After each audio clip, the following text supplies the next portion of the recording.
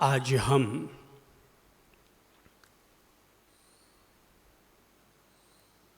जीवन की उस समझ से रूबरू होंगे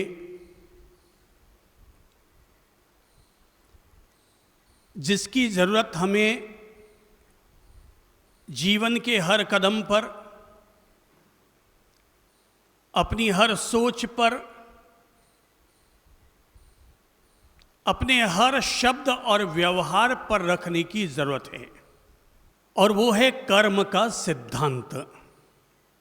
आज हम जिस सिद्धांत की चर्चा कर रहे हैं, आप यह समझें कि उस सिद्धांत पर न केवल हमारा जीवन और जगत केंद्रित है, बल्कि दुनिया के समस्त धर्म और दर्शन उसी सिद्धांत पर टिके हुए हैं।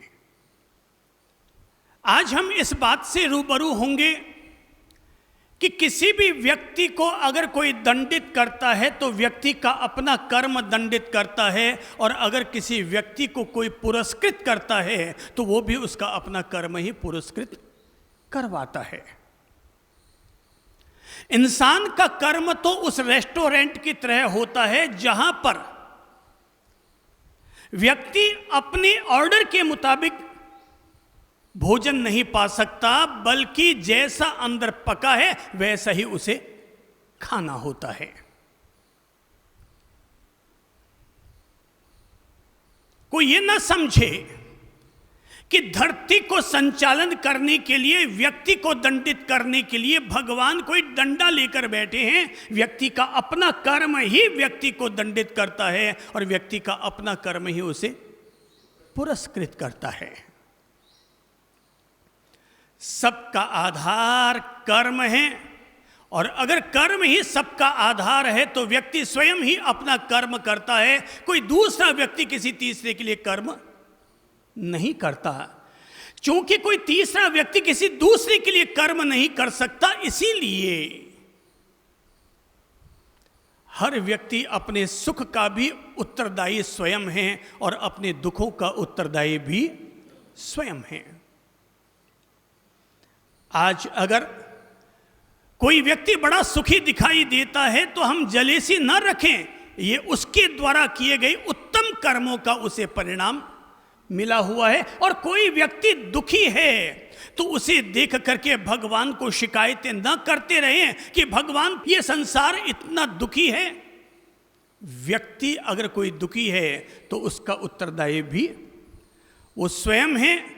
आपके दो पांव हैं, इसका प्रबंध भी आपने किया है, और किसी के दो पांव कटे हुए हैं तो इसके कांटे भी उसने खुद ने ही बोए हैं। कर्म का सिद्धांत, इसलिए प्रत्येक व्यक्ति को जीवन के हर कदम पर इसे याद रखना चाहिए, ताकि व्यक्ति के द्वारा कभी भी बुरा कर्म न हो जाए। व्यक्ति को बुरा कर्म करते हुए तो पता नहीं चलता, लेकिन जब उसका प्रतिफल उसे प्राप्त होता है तब पता चलता है कि ओह, मैंने तब वो क्या कर डाला। हालांकि हर आदमी की ये शिकायत तो रहती है कि साहब देखिए, मेरे जीवन में इतना दुख है, वो मुझे ऐसे छोड़कर चला गया, उसने मेरे साथ ऐसा ऐसा ऐसा अपराध किया।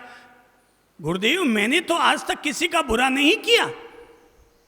हर व्यक्ति का यही वचन सुनने को मिलता है कि साहब मैंने तो आज तक कभी बुरा किया नहीं। मेरे भाई, बिना बुरा किए तो किसी के पास भी बुरा फल लौट करके नहीं आता है। प्रकृति का नियम, प्रकृति का सिद्धांत कार्य कारण सिद्धांत पर चलता है।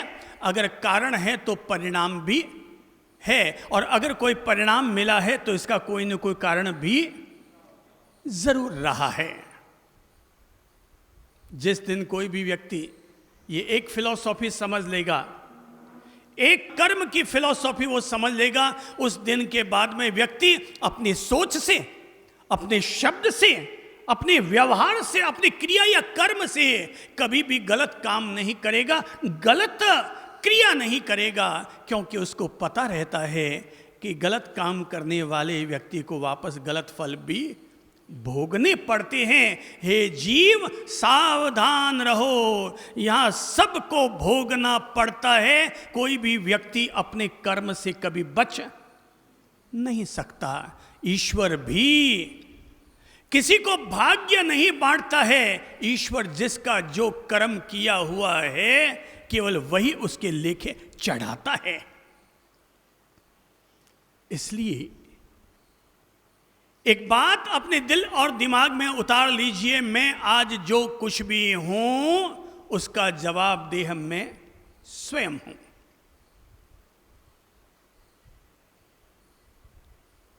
कोई अगर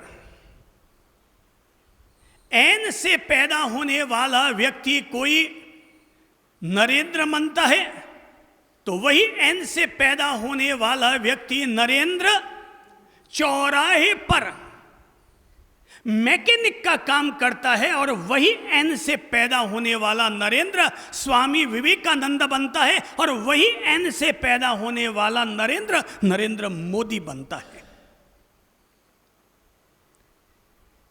क्या वजह?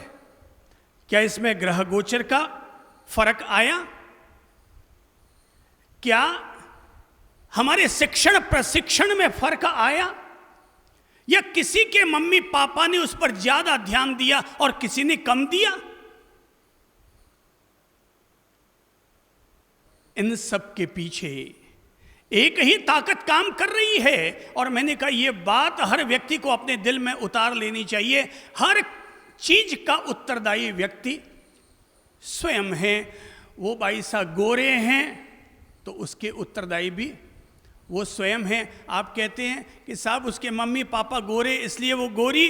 नको बाबा, वो अगर अपने नानी पर चली जाती, वो अगर अपने दादे पर चली जाती, वो काले थे तो किसी घर में मम्मी पापा दोनों छोटे साइज के पर बेटा निकल जाता है।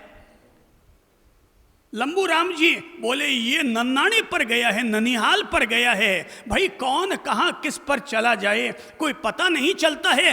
व्यक्ति उसी पर जाता है जैसा उसका अपना कर्म होता है। अंबानी के घर में पैदा होना कि दादर में रहने वाली कच्ची बस्ती में पैदा होना, ये सब हमारे कर्म निर्धारित करते हैं। ना हमारे मम्मी पापा निर्धारित करते हैं, न भगवान निर्धारित करते हैं। व्यक्ति का अपना कर्म निर्धारित करता है। इसलिए कर्म से डरना जरूरी है। ईश्वर अगर नाराज हो जाएगा, 2-4 दिन जाकर के पूजा पाठ करके आ जाएंगे और ईश्वर वापस, क्योंकि ईश्वर तो हमारा मम्मी पापा है। तो मम्मी पापा कितने भी नाराज हो जाए, वापस जाके बेटा पास में बैठता है, पापा पापा पापा करता है और अच्छा ठीक है अब हो गया, बस हो गया, तेरा काम हो जाएगा, बोल क्या करना है। तो ईश्वर तो हमारा माई बाप है, जल्दी से वो हम पर राजी हो जाता है। लेकिन हमारा कर्म से बड़ा कठोर कोई नहीं होता।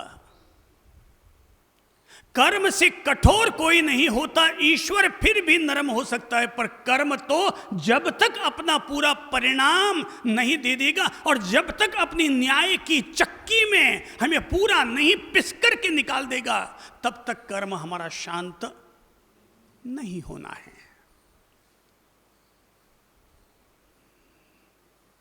मैंने सुना है कि एक राजा के मन में ये प्रबल जिज्ञासा उठी कि जब मैं पैदा हुआ तो मेरे नाम की इतनी बड़ी जन्म कुंडली बनाई गई और पंडित भी यही कहते हैं कि आपके राजयोग था, इसलिए आप राजा बन गए।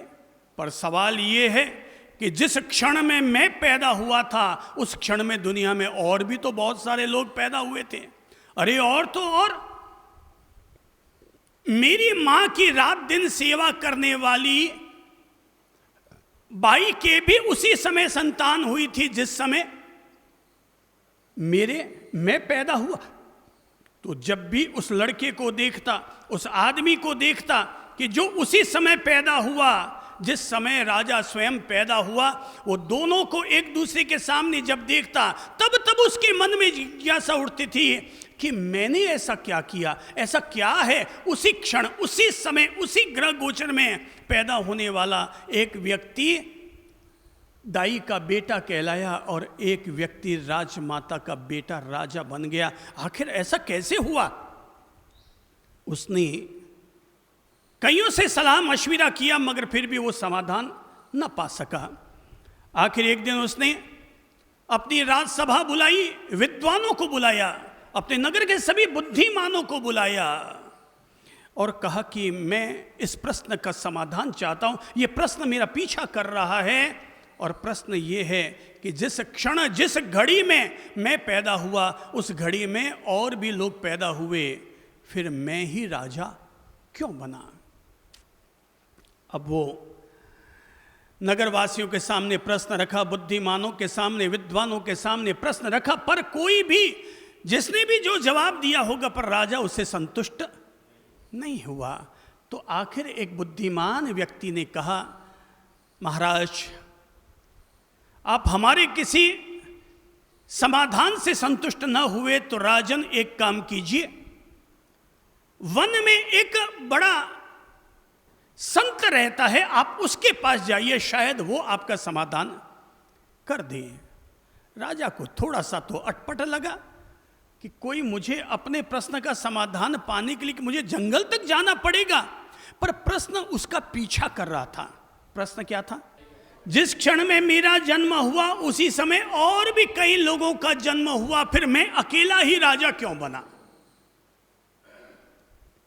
प्रश्न तो महत्वपूर्ण है और ये बात आपके लिए भी है और मेरे लिए भी है। आप जिस घड़ी में पैदा हुए आप तो सीए बन गए, और आप जिस घड़ी में पैदा हुए उस घड़ी में दूसरा कोई व्यक्ति बना, वो अभी भी 10th फेल में इधर उधर धक्के खा रहा है। पर प्रश्न प्रबल था, सो राजा गया जंगल की तरफ। तो राजा ये देखकर चौंक पड़ा, जैसे ही वो उसके करीब पहुंचा तो देखा कि उसके सामने अंगीठी थी और वो अंगारे खा रहा था। क्या खा रहा था? समझिएगा, जो बातें आज मैं समझा रहा हूं वो जल्दी से आपको सुनने समझने को मिलेगी नहीं, इसलिए बहुत दिलो जान से समझ लीजिए।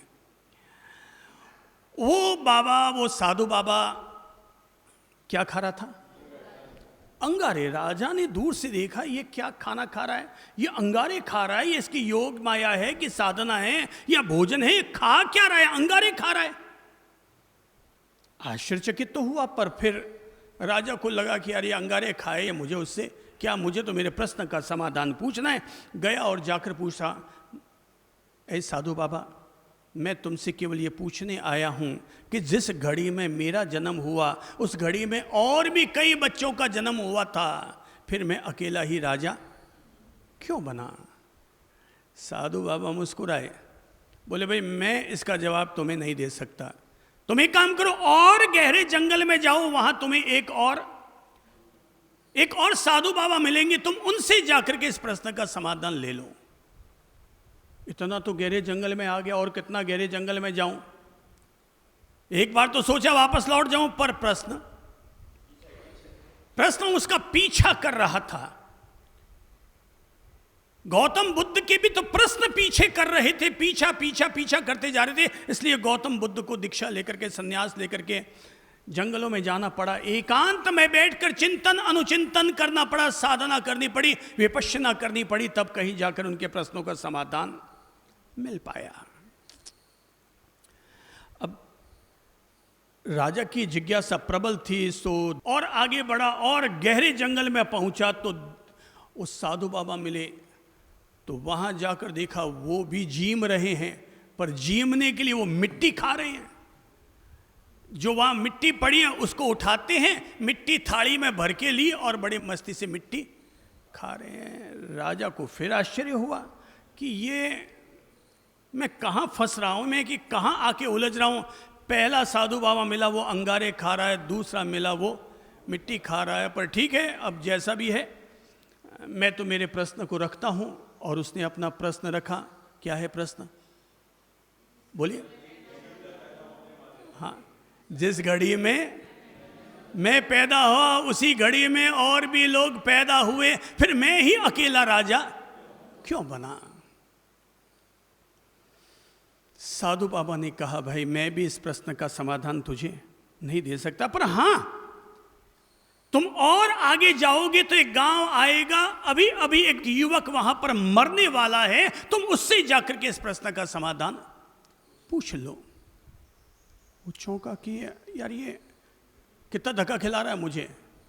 अब बोले मैं इतनी दूर तो आ गया, अब क्या करूं। तो बोले और आगे बढ़ा तो उस गांव के करीब पहुंचा, ढूंढा वो युवक कौन है जो मरणासन्न है, जिसको हकीमों ने, वैद्यराजों ने जवाब दे दिया है, और वो वहाँ युवक मरणासन्न पड़ा है, तड़फ रहा है, हाय हाय हाय हाय कर रहा है। राजा उसके पास पहुँचता है और जाकर कहता है, ऐ युवक, मुझे 2 साधु बाबों ने कहा था, पहले ने कहा दूसरे के पास जाओ और दूसरे ने कहा तेरे पास जाओ, और मैं तुझसे ये प्रश्न पूछने आया हूँ, तू तो खुद मर रहा है, मुझे क्या तो जवाब देगा। पर उस साधु बाबा ने कहा है तो वर्षों से ये प्रश्न मेरा पीछा कर रहा है, तो तेरे पास चला आया, तू जरा बता कि जिस घड़ी में मेरा जन्म हुआ उसी घड़ी में और भी कई लोगों का जन्म हुआ, पर मैं ही अकेला राजा क्यों बना।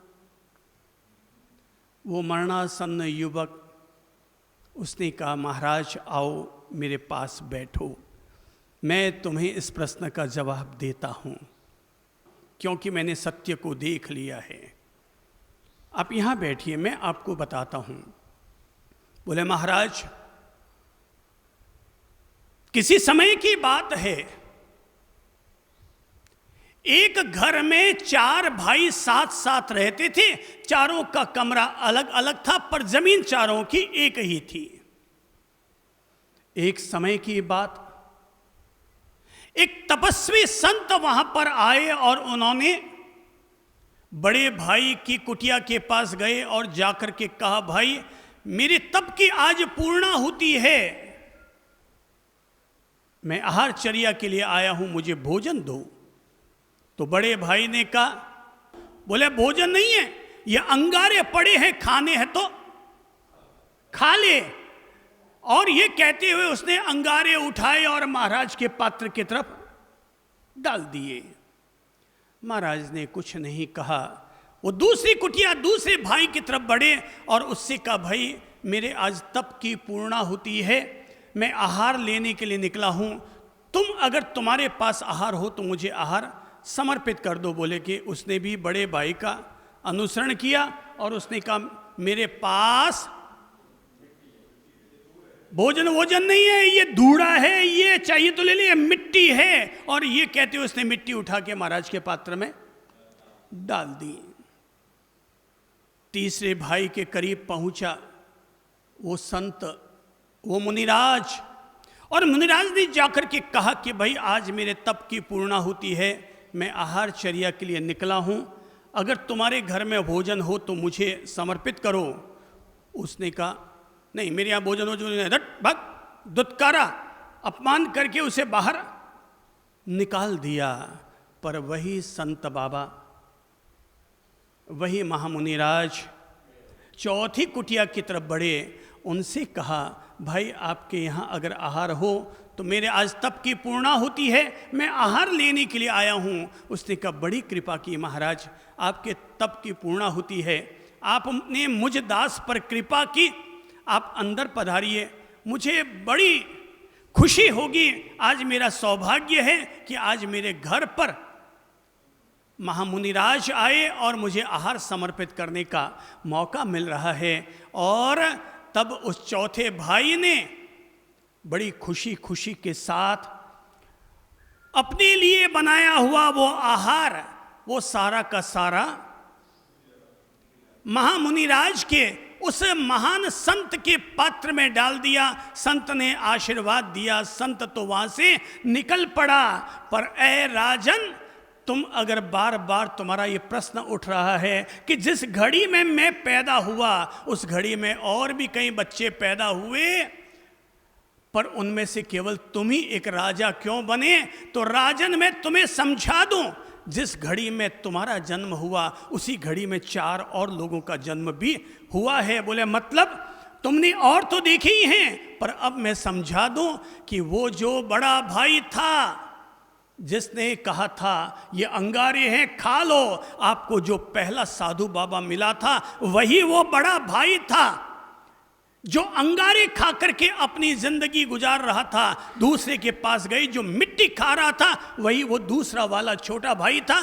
तीसरा भाई जिसने अपमान करके निकाल दिया था, मैं वही तीसरा भाई हूं जो इस जिंदगी में तड़प तड़प के जी रहा हूं। मैंने संत का, महामुनिराज का अपमान किया, सो आज मुझे तड़प तड़प करके मरना पड़ रहा है। पर महाराज, वो जो चौथा युवक था, चौथा भाई था, जिसने महामुनिराज को अपने लिए बनाया हुआ आहार समर्पित कर डाला था, अपने उस महान पुण्य के कारण है राजन, वही मर करके तुम बने। वही मर करके तुम बने। महाराज, इंसान को कोई राजा है और कोई गरीब है, कोई रंक है और कोई राजा है। इसके पीछे अगर किसी की भूमिका है, न ग्रह की, न गोचर की, न ज्योतिष की, न जन्म कुंडली की, न माँ की, न बाप की, न भैया की, न पूर्वजों की संपत्ति की, इसमें अगर किसी की भूमिका है तो वह है इंसान के अपने कर्म की। और जिस दिन हम में से किसी व्यक्ति को यह समझ में आ जाएगा कि मेरे कर्म ही मेरे समस्त सुख दुख के आधार हैं, उत्तरदायी हैं, हम उसी दिन से अपने जीवन में गलत कर्म करना बंद कर देंगे। कर्म करोगे तो फल तो भोगना पड़ेगा, कोई बच नहीं सकता।